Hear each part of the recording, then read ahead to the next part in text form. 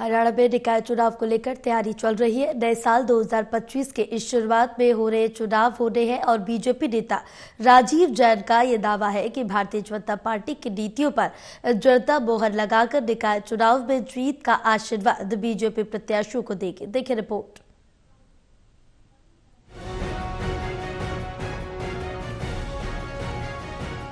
हरियाणा में निकाय चुनाव को लेकर तैयारियां चल रही हैं। नए साल 2025 की शुरुआत से ही चुनाव होने हैं और इसी कड़ी में राज्य चुनाव आयोग ने भी अपनी तैयारियों को अंतिम रूप देने का काम कर रही है और बाकी चुनाव की तरह निकाय चुनाव में भी ईवीएम से कराएगी। इसके साथ ही प्रदेश के सियासी दल भी चुनाव को लेकर तैयारियां कर रहे हैं। कांग्रेस पार्टी सिंबल पर चुनाव लड़ने जा रही है और वहीं भारतीय जनता पार्टी ने भी निकाय चुनाव में जीत के लिए रणनीति तैयार कर ली है। बीजेपी के कद्दावर नेता और मुख्यमंत्री के पूर्व मीडिया सलाहकार रहे राजीव जैन ने कहा कि Bharatiya Janata party cadre base party है जो कि हर समय चुनाव के लिए तैयार रहती है। उन्होंने दावा करते हुए कहा कि पहले भी बीजेपी निकाय चुनाव में जीत दर्ज करती आई है और इस बार भी भारतीय जनता पार्टी की नीतियों पर जनता मुहर लगाकर निकाय चुनाव में जीत का आशीर्वाद बीजेपी प्रत्याशियों को देगी।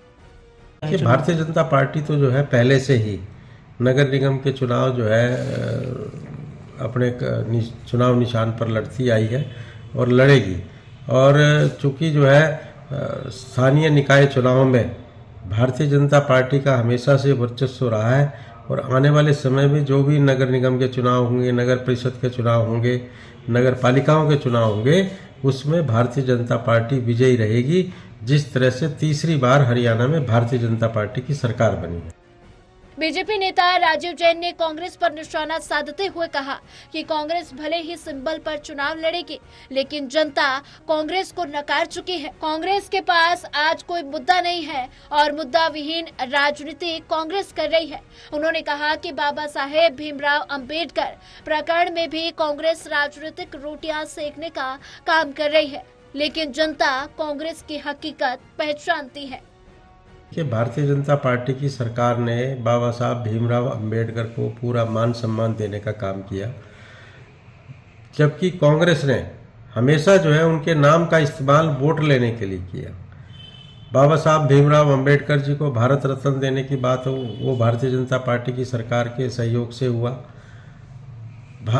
बाबा साहब भीमराव अंबेडकर की जन्मस्थली को एक तीर्थ स्थल के रूप में विकसित करने का काम भारतीय जनता पार्टी की सरकार में हुआ। पहली बार जो है देश में बाबा साहब भीमराव अंबेडकर ने जिस संविधान की रचना की उस संविधान दिवस को मनाने का काम भारतीय जनता पार्टी की सरकार में हुआ। ये केवल जो है कांग्रेस पार्टी बिना बेवजह जो है छोटी छोटी बातों को मुद्दा बनाकर देश के लोगों का ध्यान भटकाना चाहती है, फिर से जो है खोई हुई सत्ता को वापस लाना चाहती है।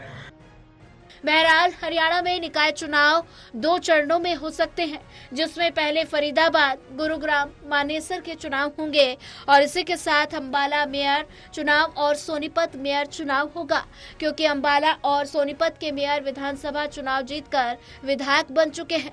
और वहीं दूसरे चरण में हिसार, रोहतक नगर निगम के चुनाव होंगे जबकि पानीपत, यमुनानगर और करनाल में चुनाव दूसरे चरण में होंगे। सोनीपत से कविता शर्मा की रिपोर्ट।